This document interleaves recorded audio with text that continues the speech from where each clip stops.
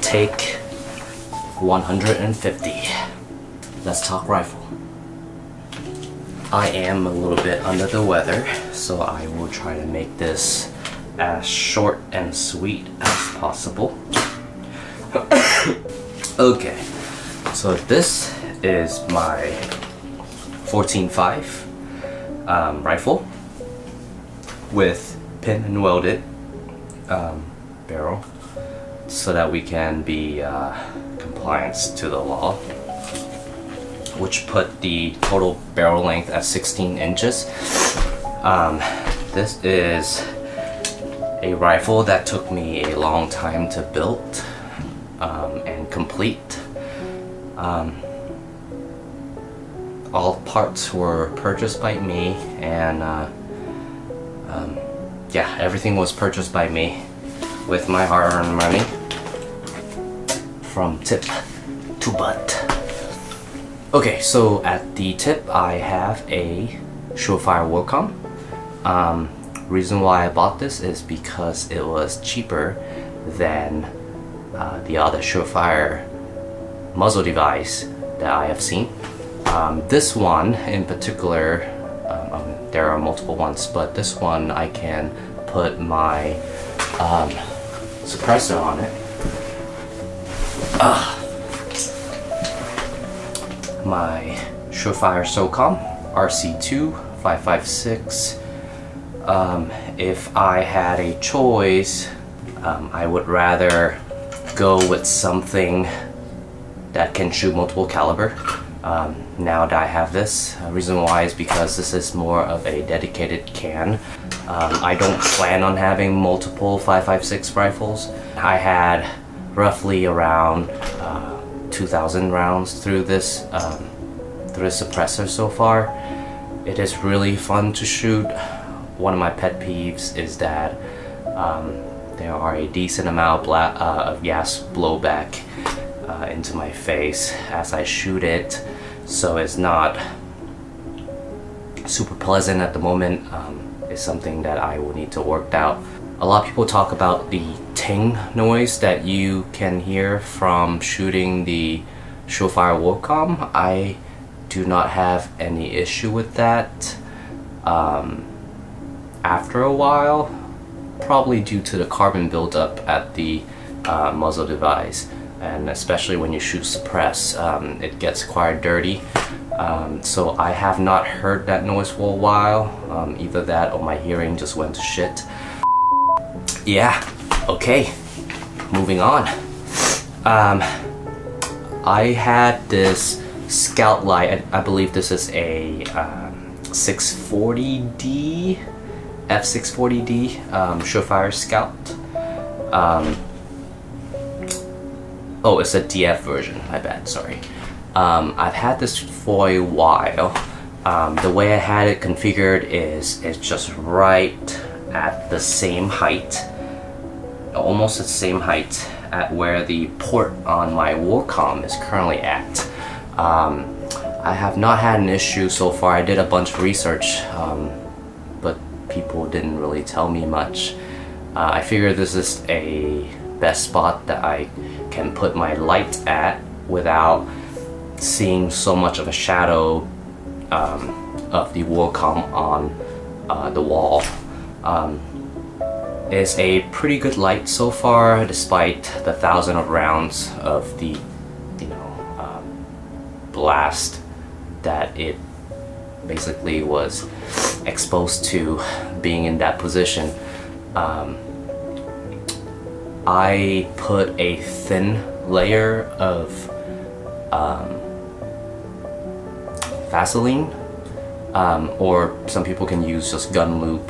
You can put a really thin layer of gun lube on the glass part of your flashlight, and the carbon will be very easily clean. This chunky boy is the Stainer D2. I bought it when I was overseas. Well, I bought it from Big Daddy Unlimited when I was out in UAE, and reason why I got this chunky boy, one of the reasons is because the illumination on it. is a lot brighter.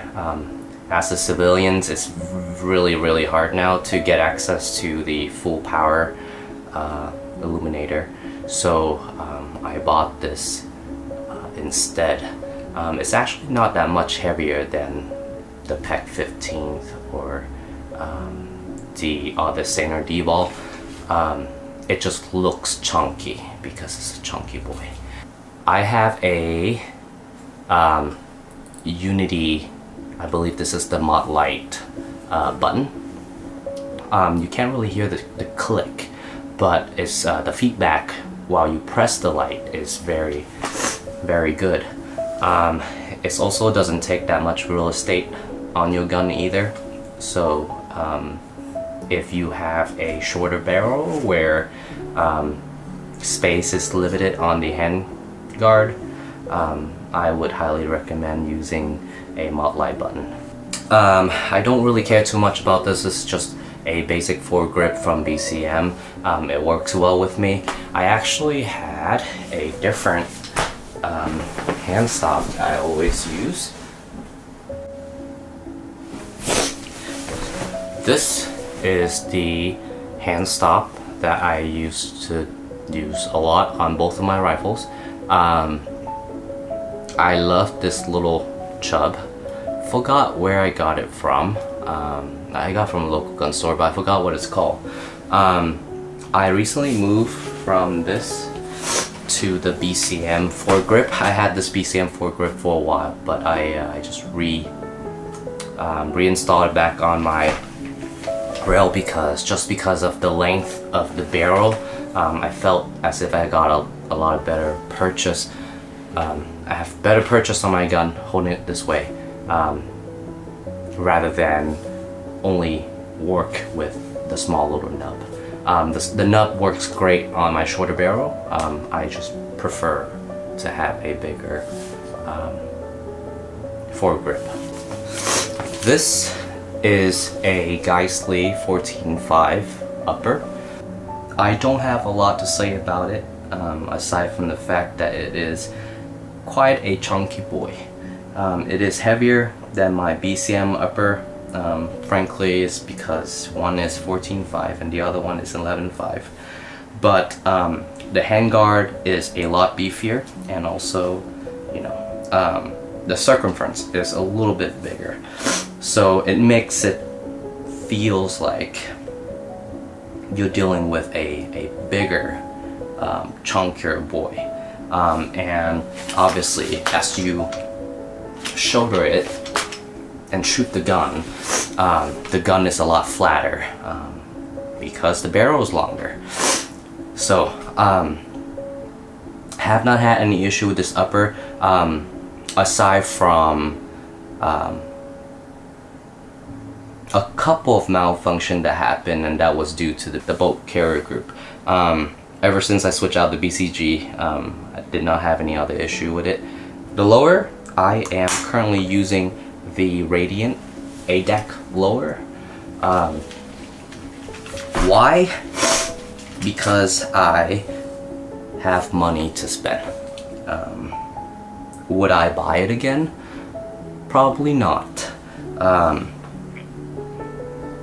If I had a choice, I would definitely just SBR my Aero Precision lower, use my 11.5, put all the accessory on it, and boom, you have a completely very well functioning rifle that you can use anywhere for whatever reasons. I use this lowers because I was very interested in the ability to send the bolt forward using my right index. I'm right-handed.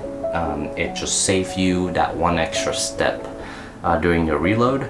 I like the idea, but you can accomplish the same thing for a lot cheaper with a bat lever.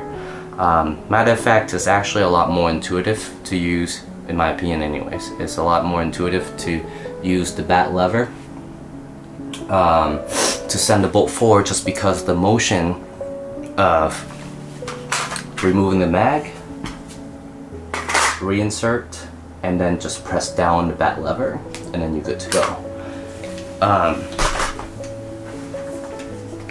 go. So, an example.